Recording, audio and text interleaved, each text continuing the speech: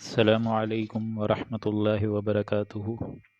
الحمد للہ نحمده ونستعینه ونستغفره ونؤمن به ونتوکل علیہ ونعوذ باللہ من شرور انفسنا ومن سیئات اعمالنا من يهده الله فلا مضل له ومن يضلله فلا هادي له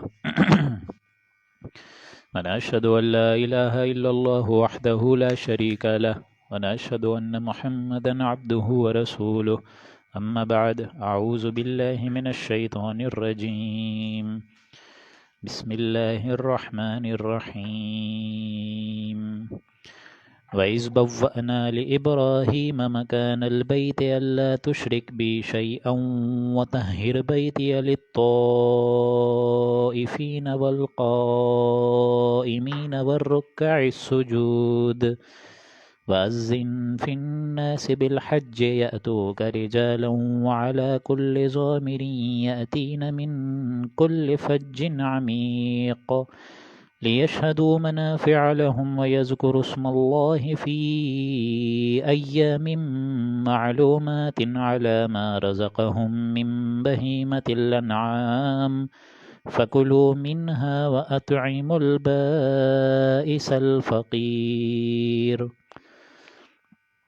رب اشرح لي صدري ويسر لي أمري واحلل عقدة من لساني يفقهوا قولي اللهم إنك عفو كريم تحب العفو فاعف عنا اللهم لا تدع لنا في مقامنا هذا ذنبا إلا غفرته ولا هما إلا فرجته ولا كربا إلا نفسته ولا ديما إلا قضيته ولا مريضا إلا شفيته ولا ميتا إلا رحمته برحمتك يا عزيز ويا غفار آمين يا رب العالمين۔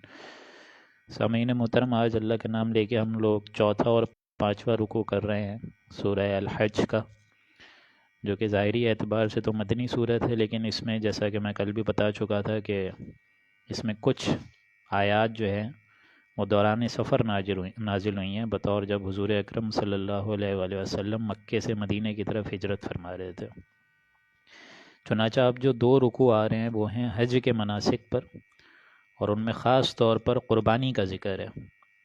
اور جیسا کہ یہ بات پہلے بھی بتائی جا چکی ہے کہ سورہ بقرہ اور اس سورہ حج میں بڑی ایک گہری مناسبت ہے، کافی آیات جو ہیں ایک طریقے سے ریپیٹ بھی ہوئی ہیں، تو اس میں بھی یوں سمجھیے کہ وہ ایک ریسیپروکل جو ایک کورسپونڈنگ ایلیمنٹ ہے وہ بھی موجود ہے۔ سورہ بقرہ کے جو دو رکوع آئے تھے 24 اور 25، اس میں بھی آپ نے نوٹ کرا ہوگا حج کے مناسک تفصیل سے بتائے جا چکے ہیں، لیکن وہاں قربانی کا اصل ذکر نہیں تھا۔ یہاں آپ دیکھیں گے کہ قربانی کا ذکر بھی آپ کو ایک منفرد طور پہ نظر آئے گا۔ وہاں پہ موجود تھا صرف اور صرف دم دینے کے معاملات، اور اسی طریقے سے حج تمتع، اس کی کیا اقسام، یہ ساری چیزیں، لیکن خاص طور پر یہاں طواف کا ذکر ہے اور قربانی کے معاملات کا ڈیٹیل میں ایکسپلینیشن کے ساتھ اللہ تعالیٰ نے واضح کر کے کھول کے سمجھایا ہے ساری چیزیں۔ تو اب ہم بسم اللہ کر رہے ہیں۔ اعوذ باللہ من الشیطان الرجیم بسم اللہ الرحمن الرحیم۔ وَإِذْ بَوَّأْنَا لِإِبْرَاهِيمَ مَكَانَ الْبَيْتِ، اور جب ہم نے ابراہیم کو یہ آگاہی دی، اس کو یہ جگہ بتا دی خانہ کعبہ کی، اور اس کے بعد اس کو حکم دیا اللہ تشرک بی شیئا، کہ میرے ساتھ کسی کو شریک مت کرنا۔ یعنی یہ جگہ اللہ سبحانہ و تعالیٰ نے حضرت ابراہیم کو متعین کر کے سمجھا دی تھی، ہدایت دے دی تھی کہ جاؤ ابراہیم وہاں جاؤ، اور ایک میرا گھر ہے، پہلا گھر جس کو آدم علیہ السلام نے بنایا تھا اپنے ہاتھوں سے، لیکن ظاہر بات ہے وہ سیلاب کے آنے کے بعد جو ہے وہاں اس کی دیواریں جو ہیں، اس کی بنیادیں بیسیکلی رہ گئی تھیں، باقی جو اوپری دیوار تھی وہ گر گئی تھی۔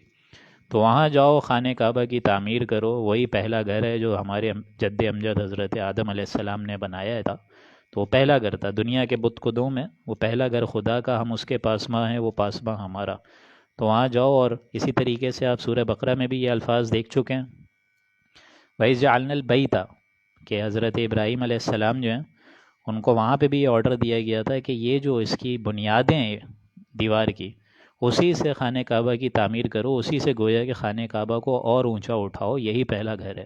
تو لہٰذا اللہ نے رہنمائی فرما دی، نشاندہی کروا دی کہ جاؤ ادھر اور یہ معاملہ کرو۔ اور سب سے پہلا حکم یہی اللہ نے دیا کہ کسی ذات کو اس کے ساتھ شریک مت کرنا۔ قریش نے تو اس کے برعکس معاملہ کیا کہ اسی خانہ کعبہ کے اندر وہ 360 بت لا کے رکھ دیے، لیکن حقیقت میں وہ جو توحید کا مرکز تھا وہ تو جد امجد سے لے کے حضرت ابراہیم تک، جد امجد سے لے کے اینڈ تک، بلکہ یہ توحید کا ہی مرکز رہا، لیکن ان قریش نے اور اسی طریقے سے کفار مکہ نے اس کو شرک کا اڈا بنا دیا تھا۔ تو پہلا حکم تو یہی ہے کہ کسی کو اللہ کی ذات میں شریک نہیں ٹھہرانا ہے، اور دوسرا حکم وَطَهِّرْ بَيْتِيَ لِلطَّائِفِينَ وَالْقَائِمِينَ وَالرُّكَّعِ السُّجُودِ، اور میرے اس گھر کو، بیت اللہ کو، طواف کرنے والوں کے لیے اور نماز میں قیام اور رکوع اور سجود کرنے والوں کے لیے پاک صاف رکھنا۔ یعنی دور دراز سے اب لوگ آئیں گے یہاں پہ عمرے کے لیے، حج کے لیے، طواف کے لیے، سعی کے لیے، تو اس خانہ کعبہ کو پاک رکھنا، ایک تو ظاہری پاکی بھی، اور اسی کے ساتھ باطنی پاکی بھی۔ اب ظاہر بات ہے یہ معاملہ جب ہوا ہے، یہی سورہ بقرہ میں بھی ہم پڑھ چکے تھے، انطہر بیتی للطائفین والعاکفین والرکع السجود، وہی الفاظ دیکھیں یہاں پہ ہیں للطائفین والقائمین والرکع السجود، بس فرق یہ ہے کہ وہاں عاکفین کا جملہ تھا، یہاں قائمین، کہ نماز میں اب جو بھی کھڑا ہو اس کو کسی قسم کی غلاظت اور کسی قسم کی میل کچیل یہاں پہ نظر نہیں آئے، بلکہ یہ پورا گھر پاک صاف ہو۔ اور آج بھی ہم دیکھتے ہیں کہ جس طرح کہتے ہیں خدام خادم حرمین شریفین، وہ ایک طریقے سے صحیح کہتے ہیں کہ واقعتاً انہوں نے جس طریقے سے خانہ کعبہ کی صفائی کو مینٹین رکھا ہے، اس میں تو کوئی دو رائے ہے ہی نہیں۔ وَأَذِّن فِي النَّاسِ بِالْحَجِّ يَأْتُوكَ رِجَالًا، اور اب اے ابراہیم آپ ندا دیجئے، پکاریں، اذان دیجئے ایک طریقے سے لوگوں میں حج کی، یعنی حج کے فرض ہونے کا اب آپ اعلان کر دیجئے، یأتوک رجالا، تاکہ لوگ جو ہیں آئیں دور دراز علاقوں سے پیدل۔ اب حضرت ابراہیم نے کیسے یہ ندا دی، کیسے پکارا، کہاں چڑھے ہوں گے، کیا اس کا میڈیم ہوگا، اور ان کی پکار کو ظاہر بات ہے اللہ نے کہاں تک پہنچایا ہوگا، یہ تو اللہ کا معاملہ ہے۔ کچھ لوگ کہتے ہیں کہ یہ جتنی ارواح نے ان کی آواز کو سنا تھا عالم ارواح میں، تو ان سب پر جو حج ہے وہ لکھ دیا گیا تھا کہ یہ لوگ ساروں نے حج کا ایک پکار بھی حج کی سنی ہے اور اس پہ لبیک بھی کہا ہے، تو وہ سارے کے سارے حج کے لیے آتے ہیں۔ لیکن بطور تو یہ کہ ظاہری الفاظ جو اللہ تعالیٰ نے حضرت ابراہیم کو سکھائے، اس کے لیے لفظ آیا اذن فی الناس، اذان دے دیجئے، اب آپ کھڑے ہو جائیے اور اونچائی سے اب ایک اذان دیجئے، ایک ندا دیجئے، تاکہ لوگوں تک کانوں میں یہ بات جائے۔ اور یہ اللہ تعالیٰ نے جہاں جہاں تک یہ بات پہنچائی وہاں سے لوگ آ بھی رہے ہیں، ابھی بھی آ رہے ہیں، آج بھی آ رہے ہیں۔ تو وَأَذِّن فِي النَّاسِ بِالْحَجِّ يَأْتُوكَ رِجَالًا وَعَلَىٰ كُلِّ ضَامِرٍ، تاکہ لوگ دور دراز علاقے سے آئیں، حج کو آئیں، پیدل بھی آئیں، اور ضَامِرٍ يَأْتِينَ مِن كُلِّ فَجٍّ عَمِيقٍ، اور دبلی اونٹنیوں پر بھی آئیں جو کہ دور دراز راستوں سے پہنچیں گی۔ دور دراز علاقوں سے لوگ آئیں گے اونٹنیوں پر، تو وہ اونٹنیاں بھی پتلی ہو جائیں گی، لاغر ہو جائیں گی، کیونکہ سفر اتنا دور دراز کا ہے تو اونٹنیاں کمزور ہو جائیں گی۔ اور فج عمیق، فج کہتے ہیں عربی میں پہاڑی راستوں کو، یعنی آج بھی اگر آپ دیکھیں تو یہ پورا کا پورا جو بیت اللہ ہے، یہ خانہ کعبہ بیسیکلی جہاں بنایا گیا تھا حضرت ابراہیم نے، وہ تو پہاڑوں کے درمیان کا علاقہ ہے۔ یہ پورا کا پورا بیت اللہ جو ہے، حرم شریف جو ہے مکۃ المکرمہ، اس میں آپ نوٹ کریں گے پہاڑ کاٹ کاٹ کے اب یہ بلڈنگز وغیرہ بنی ہیں۔ تو یہ سارا معاملہ اللہ تعالیٰ نے یہ جگہ متعین کر کے پہلے ہی بتا دی تھی کہ یہی وہ مقام ہوگا جہاں دور دراز لوگوں سے آئیں گے۔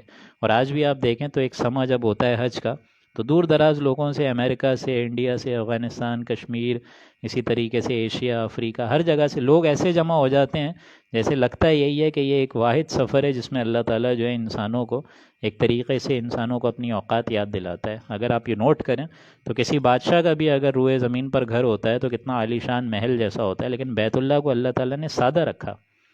اس کی سب سے بڑی وجہ یہ ہے تاکہ لوگ صرف اور صرف اللہ کی محبت کے واسطے ہیں، اللہ کی محبت اور عشق کے علاوہ کوئی دنیاوی غرض اور مطلوب رہے ہی نہیں، بلکہ دیوانے بن کر محبوب کی محبت میں جس طرح انسان آتا ہے فل عاشقی انداز میں کہ لا محبوب الا اللہ، لا مطلوب الا اللہ، لا مقصود الا اللہ، کہ محبوب، مطلوب اور مقصود اور کوئی نہ رہے سوائے اللہ کی محبت و معرفت کے۔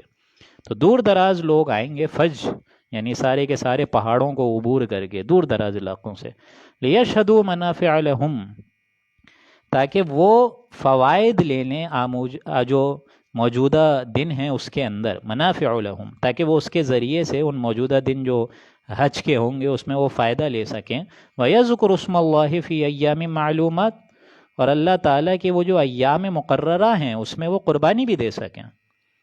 یذکر اسم اللہ، یعنی اللہ تعالیٰ کی نظر جو مانی ہوگی انہوں نے ایک طریقے سے، جو خانہ کعبہ کی طرف جانور لے کر آتے ہیں لوگ وہاں پر، حرم شریف آپ کو معلوم ہے وہاں پہ النحر کا بھی ایک علاقہ ہے، یعنی وہی جو مروہ کی پہلے پہاڑی تھی وہی وادی نہر تھی ایک طریقے سے، وہاں جانور جو ہے ذبح ہوتا تھا، اب اس کو ایکسٹینڈ کر کے یوں سمجھیے کہ منی تک لے کر چلے گئے ہیں۔ لیکن یہ ہے کہ اس میں فائدہ ہے، دنیاوی غرض ایک تو یہ کہ اس میں یہ کہ انسان جب گوشت وغیرہ کھاتا ہے جانور کا تو اس سے بھی اس کے اندر وہ کاربوہائیڈریٹ پروٹین کی سپلائی جاتی ہے، اور دوسرا ظاہر بات ہے دوسرے لوگوں کو جب آپ وہ قربانی کا گوشت دیں گے تو ایک طریقے سے اپنائے نو کی حاجت بھی اس سے پوری ہو جائے گی، اور پھر اس میں قرابت داری کا بھی ایک احساس بڑھ جاتا ہے انسانوں کے اندر۔ تو یہ سارے فائدے ہیں، منافع لہم وَيَذْكُرُ اسْمَ اللَّهِ فِي أَيَّامٍ مَّعْلُومَاتٍ، اور لوگ جو ہے انہی دنوں کے اندر وہ قربان گاہ میں جانور کو ذبح کریں۔ عَلَىٰ مَا رَزَقَهُم مِّن بَهِيمَةِ الْأَنْعَامِ، اور اللہ کا نام لیں اس پر جو کہ اللہ تعالیٰ نے ان کو رزق میں سے دیا ہے، اپنے میں سے، یعنی یہ سارا احسان اللہ تعالیٰ نے ہی کیا ہے۔ اللہ سبحانہ و تعالیٰ نے تمہارے لیے رزق جو ہے وہ کشادہ کر لیا، تو اب اللہ کا نام لو ان مویشی پر جن کو بطور رزق ہم نے تم کو دے دیا ہے، یعنی یہی 10، 11، 12 ذی الحج جس میں قربانی کے معاملات ہوتے ہیں۔ جو لوگ حج پہ گئے ان کو یہ ساری تفسیر پتہ ہوگی۔ فَكُلُوا مِنْهَا وَأَطْعِمُوا الْبَائِسَ الْفَقِيرَ، سو اب جب قربانی کر لو تو کھاؤ اس میں سے بھی، اور ان کو بھی اجازت ہے جن کو تم فقیر سمجھ کے وہ دو گے، یعنی خود بھی کھاؤ، اور ظاہر بات ہے مستحب یہ ہے کہ جو مصیبت زدہ ہے، محتاج ہے، ان کو بھی کھلا دو، زیادہ اول شے تو یہ ہے۔ لیکن اس کا مطلب یہ نہیں آپ خود نہ کھائیں، یہ بھی غلط ہے۔ جس طرح یہ معلوم ہوتا ہے کہ انسان جب وہ خود گوشت کھاتا ہے تو اس کی ایک الگ لذت ہوتی ہے، اور یہ اللہ تعالیٰ نے امت مسلمہ کو بطور تحفے کے طور پہ یہ اتنی بڑی جو ہے یوں سمجھیے عید الاضحیٰ دی ہے، کہ آپ نوٹ کریں گے کہ اتنی بڑے وسیع پیمانے میں پورے کی پوری دنیا کے اگر آپ جانور دیکھیں تو انسان ان کو یوں سمجھیے کہ ذبح بھی کر رہا ہے، لیکن ان کی جو نسل ہے وہ ختم نہیں ہو رہی ہے۔ کبھی آپ نے سوچا کیوں؟ کیونکہ یہ اللہ تعالیٰ کی طور سے بطور فضل ہے، رحمت ہے کہ اللہ تعالیٰ ان چیزوں کو ختم نہیں کر رہا۔ اللہ تعالیٰ کا یہ بہت بڑا احسان ہے، اور اللہ تعالیٰ گوشت ہی ہم کو اس لیے کھلانا چاہ رہا ہے تاکہ ایک بندہ مرد مجاہد بن سکے، اس کے اندر جو ہے باطل طاقت سے لڑنے کی صلاحیت بیدار ہو سکے، اس کے اندر خود قوی جسم ہو، جس طرح حضور نے فرمایا کہ قوی مومن جو ہے اللہ تعالیٰ کو ہلکے مومن سے اور کمزور مومن سے زیادہ محبوب ہے، قوی مومن ہونا چاہیے۔ تو کھاؤ خود بھی، وَأَطْعِمُوا الْبَائِسَ الْفَقِيرَ، اور زیادہ اچھا یہ بھی ہے کہ مصیبت زدہ کو بھی کھلاؤ، محتاج کو بھی کھلاؤ، دوسرے لوگ جو ہیں جو بیچارے سوال کرتے ہیں ان کو بھی کھلا دو، کوئی مسئلے کی بات نہیں ہے۔ ثُمَّ لْيَقْضُوا تَفَثَهُمْ، پھر لوٹو، پھر لوگوں کو چاہیے تَفَثَهُمْ وَلْيُؤْفُوا نُذُورَهُمْ، کہ اپنا میل کچیل اب دور کریں۔ یہ تفصہم کا مطلب یہ ہو گیا کہ ایک طریقے سے جو میل کچیل ان 10 جتنے دنوں بھی انسان نے حج کے لیے احرام باندھا ہوا ہے، بیت اللہ ہے، اب ظاہر بات ہے وہاں پہ احرام باندھنا ہے، اور وہاں سے پھر منی کی طرف نکلنا ہے، پھر آگے مزدلفہ اور پھر عرفات کا سفر، یہ کل ملا کے کچھ 2 یا 3 دنوں سے اگر انسان احرام باندھا ہوا ہے تو اب یہ قربانی ایک بار ہو جائے گی تو اب اس کو جو ہے احرام کھولنا ہے۔ اس لیے کیا فرمایا؟ ثُمَّ لْيَقْضُوا تَفَثَهُمْ، اب لوگوں کو چاہیے اس کے بعد کہ وہ اپنا میل کچیل دور کریں، جو ایک گرد غبار تھا، سفر کی ایک الگ تھکاوٹ ہے، یہ سارے کے سارے معاملات ضرور ہیں، لیکن اب انسان کو جب وہ سارے کے سارے معاملات ہو جائیں، احرام کھول دے اور پھر سر منڈوا دے، بیسیکلی اس سے پہلے قربانی کر لے، پھر سر منڈوا دے، پھر احرام کھول دے، اب اس کو ایک دم نئے کپڑے پہن کے نہا دھو کے صاف خوشبو لگا کے طواف زیارہ کے لیے مکے میں واپس جانا ہے۔ اس لیے آگے فرمایا وَلْيُؤْفُوا نُذُورَهُمْ، اور اپنے واجبات، اپنی نظروں کو وہ پوری کرے، یعنی جو واجبات رہ گئے ہیں اس کے بعد اس میں جائے گا وہ مکۃ المکرمہ واپس بیت الحرام کی طرف، اور وہاں جا کے طواف کرے گا، وہاں جا کے وہ طواف زیارہ کی ایک طریقے سے صحیح بھی پوری کرے گا، یہ کمپلیٹ اس کے مناسک ہوں گے۔ وَلْيُؤْفُوا نُذُورَهُمْ، اپنے واجبات جو بقیہ ہیں آئندہ کمنگ ڈیز میں 11، 12 ذی الحج میں اس کو پورا کرے۔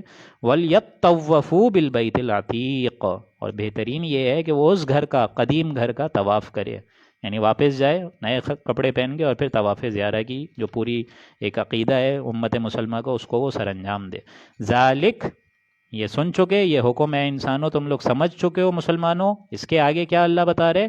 وَمَن يُعَظِّمْ حُرُمَاتِ اللَّهِ فَهُوَ خَيْرٌ لَهُ عِندَ رَبِّهِ، جو شخص اللہ کے اس محترم احکام کی وقت کرے گا، اس کی عبادت پہ کاربند رہے گا، ان ساری کے ساری جو اللہ تعالیٰ نے ایک شاعر عطا فرمائے اس کو بیت اللہ میں، مقام ابراہیم ہے، اسی طریقے سے طواف بھی شاعر ہے، صحیح جو ہے صفا مروہ کی دوڑ لگانا یہ بھی شاعر ہے، ان ساری چیزوں کی جو شخص احترام کرے گا، عزت دے گا، ان تمام چیزوں کو عزت لے کے اپنے ایمان میں اور اضافہ کرے گا ان کے ذریعے، فَهُوَ خَيْرٌ لَهُ عِندَ رَبِّهِ، تو اس کے حق میں اس کے رب کے نزدیک یہ بہت بہتر ہے۔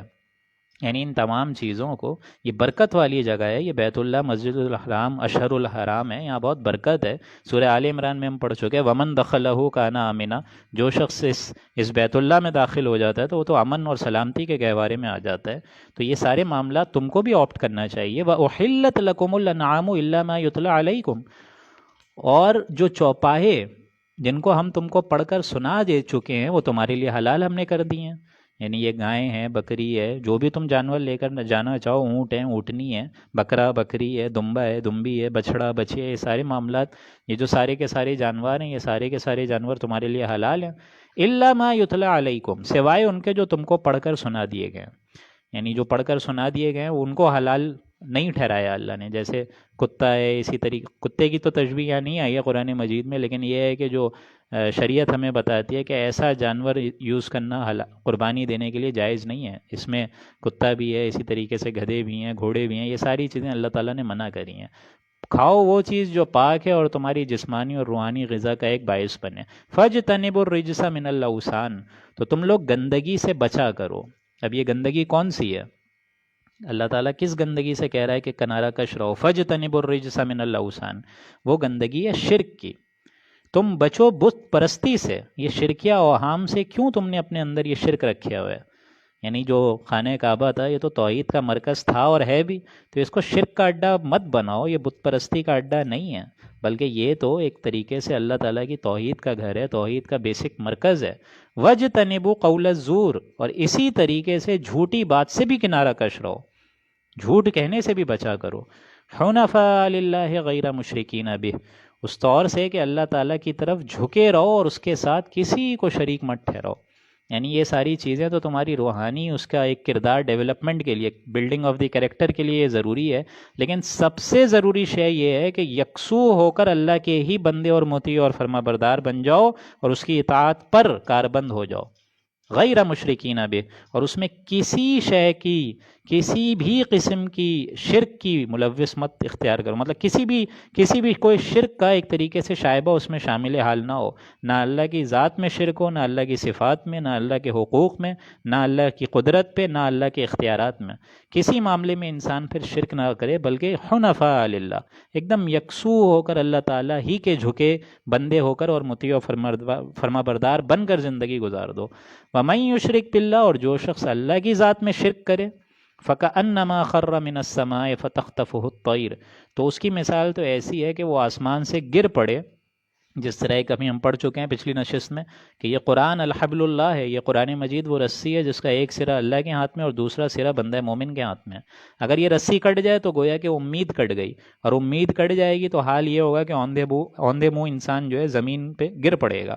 اسی لیے جو شخص شرک کرے گا، شرک جیسی گندگی کو پال کے اپنی زندگی گزارے گا، تو ظاہر بات ہے اس کے اندر تو وہ جو سہارا تھا وہ تو ختم ہو گیا، اور جب سہارا ختم ہو گیا، اللہ سے امید ہی قطع ہو گئی، فَكَأَنَّمَا خَرَّ مِنَ السَّمَاءِ، تو اس کی مثال ایسی ہے کہ وہ گر جائے اونچائی سے، اور پھر فَتَخْطَفُهُ الطَّيْرُ، پھر پرندے جس طرح باز ہوتے ہیں وہ اس کی بوٹیاں نوچ لیں اسی گرنے کے دوران، یعنی کوئی پرندہ ہے اور اس کو مطلب چیر پھاڑ دے اس کو، فَتَخْطَفُهُ الطَّيْرُ او تہوی بِهِ الرِّيحُ، یا کوئی ایسی ہوا جو اس کو کسی فی مکان سحیق، کوئی تیز ہوا چلے اس کے گرنے کے دوران اور وہ کسی دور دراز جگہ پر جا کے گر پڑے، تو اس شخص کی مثال ایسی ہے جو اللہ کی ذات میں شرک کرتا ہے، اس کے پاس اب کوئی سہارا نہیں رہا۔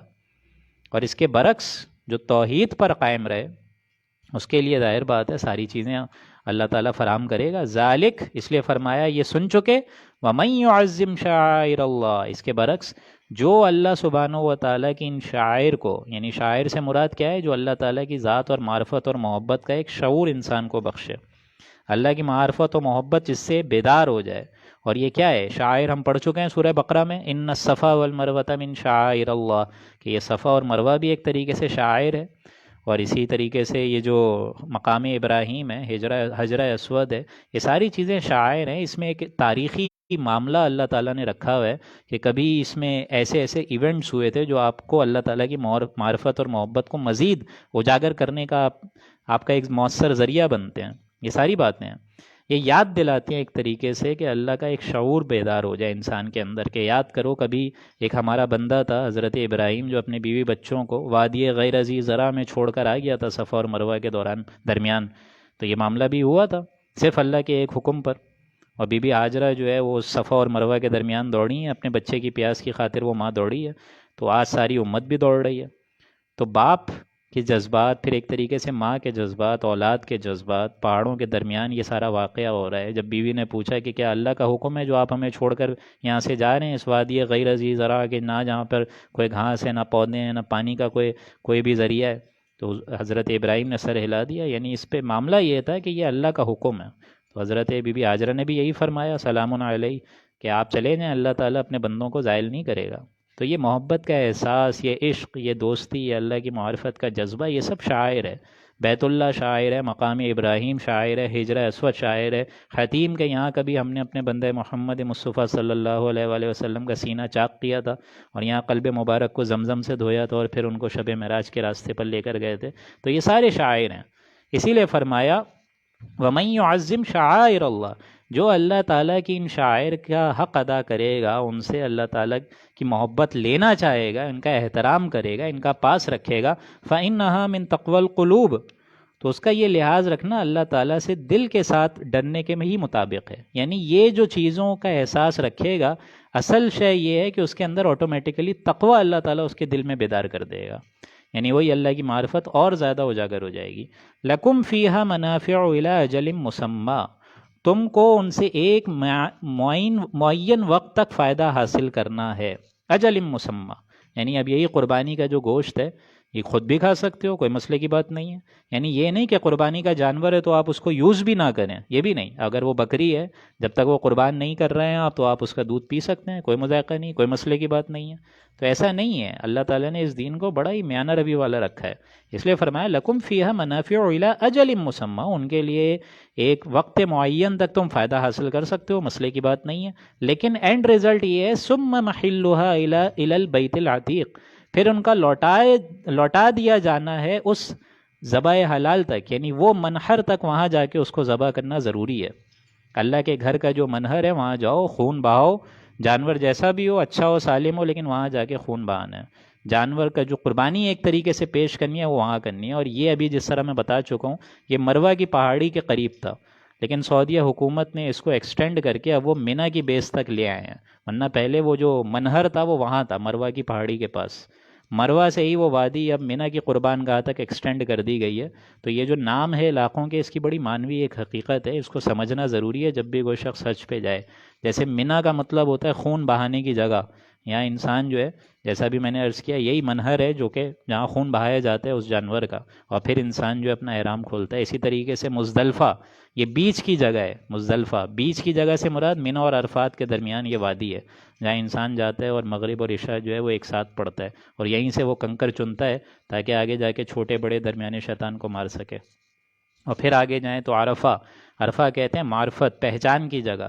یہ وہی جگہ ہے جہاں حضرت آدم علیہ السلام اور بی بی حوا جب جنت سے نکالے گئے تھے اوپر عرش سے، تو جب یہ یہاں آئے تھے زمین پر تو یہ وہ جگہ ہے جہاں وہ ملاقات کری تھی انہوں نے. عرفہ پہچانا تھا ایک دوسرے کو، معرفت حاصل کرنا ایک دوسرے کی. اسی طریقے سے یہی وہ جگہ ہے جہاں حضور اکرم صلی اللہ علیہ وآلہ وسلم نے تقریباً کم و بیش 6 گھنٹے لگاتار دعا کری اپنی امت کے لیے کڑک دھوپ میں، اور صرف احرام جو ہے وہ سر جو ہے وہ بھی کھلا ہوا تھا، اور اس گرمی کی حالت میں انہوں نے دعا کری اپنی اس امت کے لیے. یہ مقام جو ہے بڑا ہی اہم ہے. اسی طریقے سے یہ وہی مقام ہے جہاں اللہ تعالیٰ اپنے بندوں کو پہچانے گا اور بندے بھی اللہ تعالیٰ کو پہچانیں گے روز قیامت میں.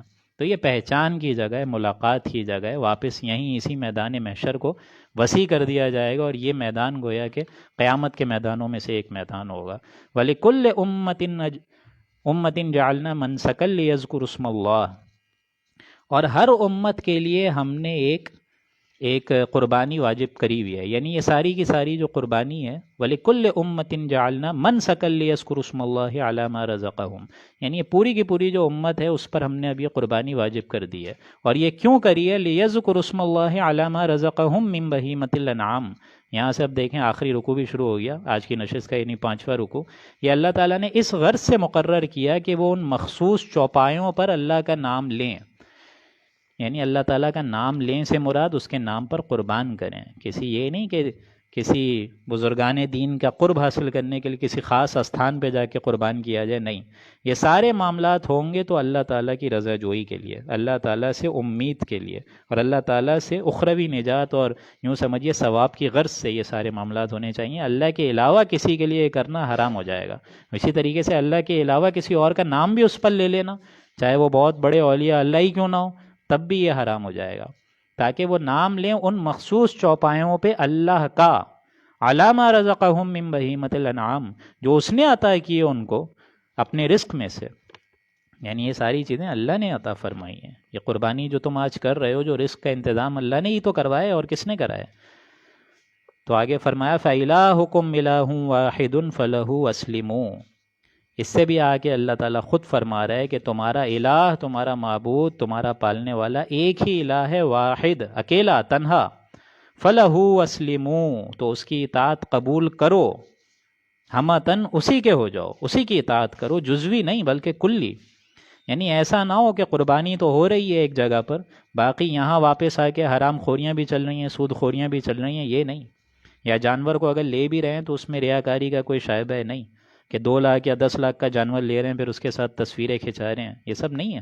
یہ قربانی اللہ کے یہاں ایسی قربانی قبول نہیں ہوتی، بلکہ فَلَهُ أَسْلِمُوا، اس کی اطاعت تو قبول کرو، حلال حرام میں امتیازی فرق تو رکھو، حرام چیزوں میں ایٹ لیسٹ منہ تو نہ مارو۔ فَلَهُ أَسْلِمُوا وَبَشِّرِ الْمُخْبِتِينَ، اور بشارت دے دیجئے اے نبی مخبتین کو۔ اخبات کہتے ہیں ایسا شخص جو اپنے آپ کو جھکا دے اللہ کے آگے، پست کر دے اپنی ذات کو اللہ کے آگے، تواضع، عاجزی اتنی زیادہ ہو کہ اللہ تعالیٰ کا وہ مطیع و فرما بردار ہو کر ہی اپنی زندگی گزارے، جو جھک جائے ہمہ تن، اس کے لیے تن من دھن کی بازی لگا دے اس دین کو پھیلانے کے لیے، یہ ہے اسلموا وبشر المخبتین۔ اور یہ کون ہے؟ یہ مخبتین کی اللہ تعالیٰ نے خصوصیات کیا فرمائی ہیں؟ الذین اذا ذکر اللہ، ان کا حال تو یہ ہوتا ہے کہ جب اللہ تعالیٰ کا ذکر سنتے ہیں، جب ذکر کیا جاتا ہے اللہ تعالیٰ کا، وجلت قلوبہم، تو ان کے دل جو ہے کانپ اٹھتے ہیں، ڈر جاتے ہیں، لرزاں و ترسا رہتے ہیں، اللہ تعالیٰ کا ذکر سنتے ہی ان کے دل جو ہیں وہ حرکت کرنا شروع کر دیتے ہیں، ان کو گھبراہٹ ہو جاتی ہے، لرزاں و ترسا رہتے ہیں اس روزے محشر کی ہولناکیوں سے۔ اللہ تعالیٰ کے ذکر سنتے ہی، جس طرح ہم لوگ پڑھ چکے ہیں پہلے پاروں کے ہی اندر، ابتدائی 10 پاروں میں، کہ یہ لوگ ایسے ہوتے ہیں کہ اللہ تعالیٰ کا جیسا ہی نام سنتے ہیں تو ان کی آنکھوں سے بیزار قطار جو ہے وہ یوں سمجھیے آنسوؤں کی ندیاں بہنا شروع ہو جاتی ہیں۔ اور ان کے مزید کیا فضائل ہیں؟ والصابرین علی ما اصابہم، اور وہ صبر کرتے ہیں ہر تکلیف پر، ہر تکالیف پر، ہر مصیبتوں پہ، ہر ناگوار شے پہ، ان کا صبر کا دامن ہاتھ سے نہیں چھوٹتا۔ والمقیم الصلاۃ، اور وہ قائم کرتے ہیں نماز کو، وَمِمَّا رَزَقْنَاهُمْ يُنْفِقُونَ، اور جو رزق ہم نے دیا ہے اس کو وہ خرچ کرتے ہیں اپنا نوع کی حاجت میں۔ اسی طریقے سے اللہ تعالیٰ کے دین کے لیے خرچ کرتے ہیں، اللہ کی رضا جوئی کے لیے خرچ کرتے ہیں، محتاجوں کے لیے خرچ کرتے ہیں۔ یہ سارے کے سارے معاملات ایسے ہیں جو ان کو جنت الفردوس میں لے جانے کا ایک مؤثر ذریعہ ہیں۔ وَالْبُدْنَ جَعَلْنَاهَا لَكُم مِّن شَعَائِرِ اللَّهِ لَكُمْ فِيهَا خَيْرٌ، اور قربانی کے اونٹ اور گائیں کو بھی، بالخصوص اونٹ کا یہاں پہ ایک طریقے سے ذکر ہے کہ ان چیزوں کو بھی اللہ تعالیٰ نے اپنے شاعر بنائے، اپنا یادگار ایک طریقے سے بنائے، کہ اونٹ کو بھی اگر آپ دیکھیں، ایک تو اس کی جسم کی ایک طاقت دیکھیے کہ اللہ تعالیٰ نے اس کو اتنا مضبوط فرمایا ہے، اس کو اتنا مضبوط بنایا ہے کہ وہ صحراؤں کی وہ جو تپتی دھوپ ہے اس کو بھی دیکھیں کتنے آرام سے جھیل جاتا ہے۔ اور سب سے بڑی بات، یہ اونٹ گائیں بھی تو اللہ کے نام پر بھی قربان ہو رہے ہیں نا، جس طرح حضور نے بھی کل 100 میں سے 63 اونٹ قربان کیے تھے۔ تو یہ ساری کی ساری چیزیں دیکھو، اس کو غور کرو، اس اونٹ کی صفات پر ذرا غور کرو، پھر ظاہر بات ہے اس کے جو انداز ہے قربان ہونے کا وہ بھی بڑا دوسرے جانوروں سے مختلف ہے۔ یہ سب اللہ تعالیٰ اس لیے کر رہا ہے فیہا خیر، اس میں تمہارے لیے فائدے ہیں، یہ قربانی کرو گے، اس کا گوشت کھاؤ گے، تمہارے اندر طاقت آئے گی۔ فَاذْكُرُوا اسْمَ اللَّهِ عَلَيْهَا صَوَافَ، سو تم ان پر کھڑے ہو کر ذبح کرتے وقت بھی اللہ کا نام لو۔ یعنی وہ جو یوں سمجھیں کہ برچھا مارا جاتا ہے، اس کے بعد جو تھوڑا اس کے جو گردن میں جو بڑی ویسلز ہوتی ہیں ان کو کاٹنا آسان تو نہیں ہوتا اونٹ کی۔ اونٹ اگر کھڑا ہو تو پہلے برچھا مارا جاتا ہے تاکہ وہ خون لاس ہو اس کی شریانوں سے، کیروٹیڈ ویسل سے، اور پھر جو ہے جب خون زیادہ لاس ہو جاتا ہے تو وہ تھوڑا بے ہوش ہو کر جب ایک سائیڈ پر گرتا ہے تب جا کے پھر وہ قربانی اور پھر کھال وغیرہ اتاری جاتی ہے۔ تو یہ جانور جو ہے یہ بڑا اللہ تعالیٰ کو یہ ایک طریقے سے محبوب ہے، اللہ تعالیٰ نے اس میں بہت نعمتیں رکھی ہیں، اور پھر اس کا جو گوشت ہے وہ بھی کتنا زیادہ چربدار ہوتا ہے اور کتنا لذیذ ہوتا ہے۔ فَإِذَا وَجَبَتْ جُنُوبُهَا فَكُلُوا مِنْهَا وَأَطْعِمُوا الْقَانِعَ وَالْمُعْتَرَّ، بس جب وہ کسی کروٹ گر پڑے، یعنی پہلے تو وہ صفوں میں کھڑے ہوئے اور پھر جب وہ برچھا مارا اور جو کروٹ گر پڑے اور پھر ٹھنڈے ہو جائے، پھر قربانی کے دوسرے جو فرائض ہیں، کھال وغیرہ اتارنا، یہ ساری چیزیں، فَكُلُوا مِنْهَا وَأَطْعِمُوا الْقَانِعَ وَالْمُعْتَرَّ، جب یہ سارا ہو جائے تو پھر خود بھی کھاؤ اور بے سوال اور سوالی محتاج دونوں کو کھلاؤ۔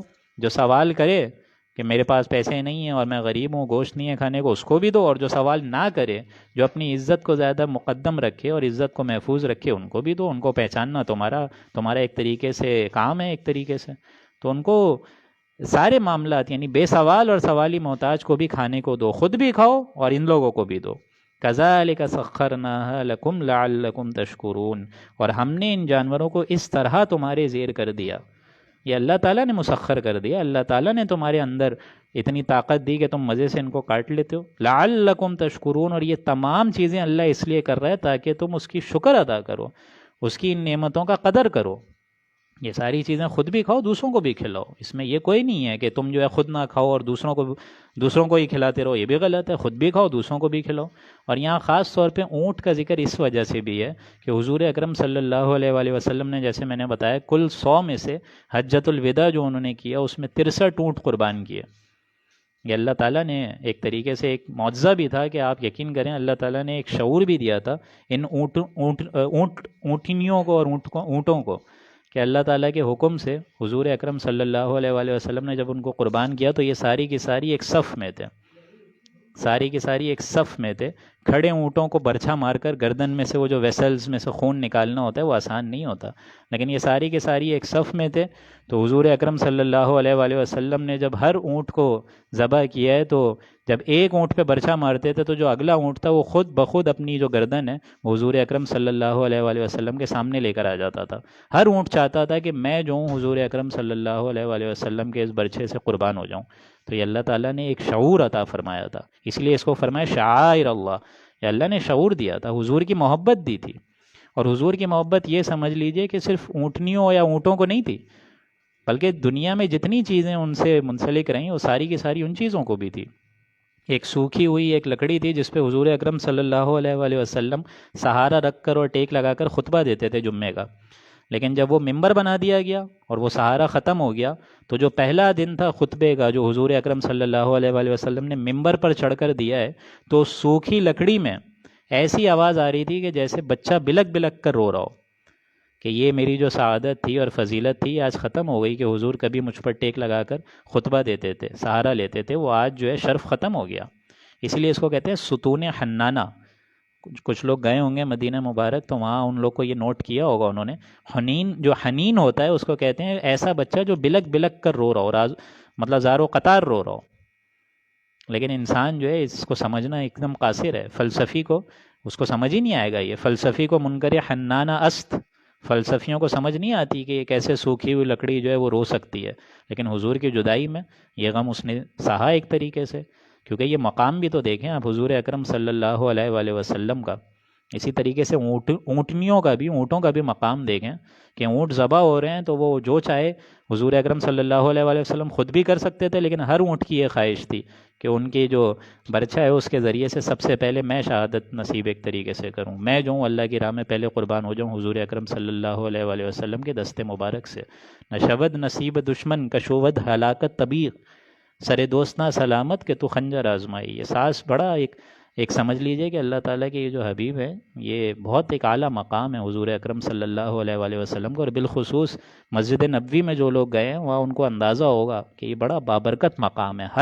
ہر سمت سے آپ دیکھیں، چاہے وہ ممبر رسول ہو چاہے روزہ رسول ہو، ہر طرف سے برکت ہی برکت نازل ہو رہی ہوتی ہے کہ لحساس بھی آہستہ کہ نازک ہے بہت کام، آفاق کی اس کارگاہ شیشہ گری کا، یہ بڑا ایک مبارک ایک مقام ہے۔ تو یہاں اس لیے فرمایا کذالک سخرناها لکم لعلکم تشکرون، تاکہ اس پر اللہ کا شکر ادا کرو۔ لن ینال اللہ لحومها، اب یہ جو مقام ہے یہ بڑا اہم ہے کہ یہ ساری قربانی اللہ تعالیٰ کیوں کر رہا ہے، بس یہ آخری 2 یا 3 آیات رہتی ہیں کہ لن ینال اللہ لحومها، کہ اللہ کے پاس نہ ان جانوروں کا خون نہ ان کا گوشت پہنچتا ہے، ولا دماؤہا، نہ ان جانوروں کا خون پہنچتا ہے جن کو تم قربان کرتے ہو، ولیکن ینالہ التقوی منکم، ہاں اگر کوئی چیز پہنچتی ہے تو وہ ہے تمہارا تقوی، وہ تقوی پہنچ جاتا ہے اللہ کے یہاں اگر تمہارے اندر ہے. کیونکہ ایک بار آپ نے جانور لے لیا، اس میں کیا آپ کی ایک طریقے سے غرض تھی؟ ایک تو یہ شے، تقوی کتنا تھا یا نہیں، حلال سے کمائی ہوئی سے جانور لیا تھا یا حرام کی کمائی سے، یہ بھی دیکھا جائے گا. تو اللہ تعالیٰ کے پاس نہ ان کا کوئی خون پہنچتا ہے، نہ ان کا کوئی جسم کا گوشت پہنچتا ہے، بلکہ وَلَٰكِن يَنَالُهُ التَّقْوَىٰ مِنْكُمْ، اگر پہنچتا ہے تو وہ تمہارا پہنچتا ہے تقوی. یعنی ایک تو رسومات ہے، رسومات کی ظاہری شکل ہے، وہ اصل دین نہیں ہے. ظاہری شے بھی عبادت ہے، پیکر تو ہے، لیکن روح تو اصل نہیں ہے. اصل روح تو جس طرح فرمایا گیا کہ رہ گئی رسم ازاں روح بلالی نہ رہی، فلسفہ رہ گیا تلقین غزالی نہ رہی. تو یہ اصل روح تو وہ ایک مرکز ہے، وہ توحید کا. یعنی انسان جتنا زیادہ اللہ کے قریب ہو، اس کی محبت اور معرفت اور عشق اس کو نصیب ہو، یہ اصل شے ہے. ظاہری شکل تو ہے اپنی جگہ، لیکن جو عبادت کا اصل جوہر ہے وہ تو انسانی روح ہے. کہ نماز و روزہ، قربانی و حج، یہ سب باقی ہیں، تو باقی نہیں ہے. تو ہمارا ایک تقوی کبھی ہوتا تھا اللہ کے ساتھ، خلوص کتنا محکم ہوتا ہے، اخلاص کتنا زیادہ اعلیٰ ہوتا ہے، یہ تو اللہ کے ساتھ ہونا چاہیے. قربانی اگر انسان دے رہا ہے، اس کے اندر اپنا تقوی کتنا موجود ہے، اس نے حلال ذریعے سے کمائی ہوئی چیز لی ہے، اللہ کے نام پر جانور ذبح کر رہا ہے، پھر اپنی زندگی میں بھی وہ اللہ کے قوانین کا پابند ہے، پھر اپنی قوتیں، توانائیاں، صلاحیتیں اللہ کی راہ میں لگا رہے، پھر قربانی ہے تو قبول ہے. اگر یہ سب نہیں ہے تو چاہے کچھ بھی کر لیں آپ. ایک ذریعہ یہ ہو سکتا ہے کہ غریبوں کو ایٹ لیسٹ گوشت مل جائے گا، لیکن اصل قربانی تو نہیں ہوئی نا. اصل قربانی تو یہ ہے وَلَٰكِن يَنَالُهُ التَّقْوَىٰ مِنْكُمْ، تقویٰ آ جاتا ہے اللہ تعالیٰ کے پاس. كَذَٰلِكَ سَخَّرَهَا لَكُمْ لِتُكَبِّرُوا اللَّهَ عَلَىٰ مَا هَدَاكُمْ. اسی طریقے سے اللہ تعالیٰ ان جانوروں کو تمہارے زیر حکم کر دیا، اللہ تعالیٰ نے مسخر کر دیا. اور یہ کیوں کیا؟ لِتُكَبِّرُوا اللَّهَ عَلَىٰ مَا هَدَاكُمْ، تاکہ تم تکبیر کرو اللہ تعالیٰ کی اس شے پر کہ جس چیز پر اللہ نے تم کو ہدایت دی. یہ ساری ہدایت اللہ نے دی ہے، تو اللہ کی تکبیر کرو اس ہدایت پر جو اس نے تمہیں دے دی. وَبَشِّرِ الْمُحْسِنِينَ، اور ان محسنین بندوں کو بشارت دے دیجئے اے نبی، جو کہ درجہ اسلام سے درجہ ایمان اور پھر فائنلی درجہ احسان تک فائز ہو گئے. ایسے لوگوں کو آپ خوشخبری دے دیجئے. اور تکبیر بھی ظاہر بات ہے، دو عیدیں اللہ تعالیٰ نے جو فرض کری ہیں، عید الفطر اور عید الاضحیٰ، اور کوئی عید کا کانسیپٹ نہیں ہے ہمارے اس مسلم معاشرے میں. دو ہی عیدیں ہیں، عید الفطر اور عید الاضحیٰ. رمضان کی آیات میں بھی کیا پڑھا تھا ہم لوگوں نے وہاں پہ؟ لِتُكَبِّرُوا اللَّهَ عَلَىٰ مَا هَدَاكُمْ وَلَعَلَّكُمْ تَشْكُرُونَ، تاکہ انسان جو ہے تکبیر کرے اس ہدایت پر اور پھر شکر ادا کرے. اسی طریقے سے یہاں پہ بھی وہی الفاظ ہیں، لِتُكَبِّرُوا اللَّهَ عَلَىٰ مَا هَدَاكُمْ، بس وَبَشِّرِ الْمُحْسِنِينَ آگے یہ لفظ کا اضافہ ہے. یعنی عیدین میں بھی اگر انسان آئے تو بلند آواز سے تکبیر کہتے ہوئے آئے، آتے جاتے راستہ بدلے. پھر عید کی نمازیں میں بھی اضافی تکبیریں ہیں، تکبیرات ہیں. اسی طریقے سے عید الاضحیٰ میں بھی یہی معاملہ ہے. تو ہر قربانی کے بعد گویا کہ اللہ نے عبادت پر، ہر عبادت کے بعد اللہ تعالیٰ نے خوشی کا سامان رکھا ہے. اب آگے جو آیت آ رہی ہے وہ بھی بہت اہم ہے. ان اللہ یدافع، اور یہ آخری آیت ہے، ان اللہ یدافع عن الذین آمنوا.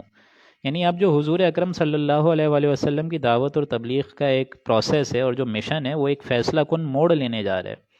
اور وہ فیصلہ کن موڑ کیا ہے؟ کہ یہ قتال فی سبیل اللہ اب مسٹ ہو گیا ہے، یہ ضروری ہوا چاہ رہا ہے.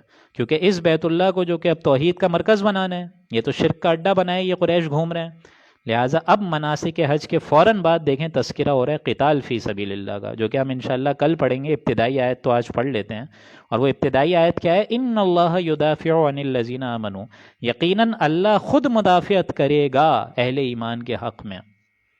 یعنی اب مسلمان اور اہل ایمان، یہ حضور اکرم اور صحابی سارے کے سارے اب اکیلے نہیں ہیں. اب یہ کوئی نہ سمجھے کہ یہ وہی ہیں جن پر مکہ جو ہے وہ ٹارچر کر رہا ہے اور ظلم و ستم کر رہا ہے.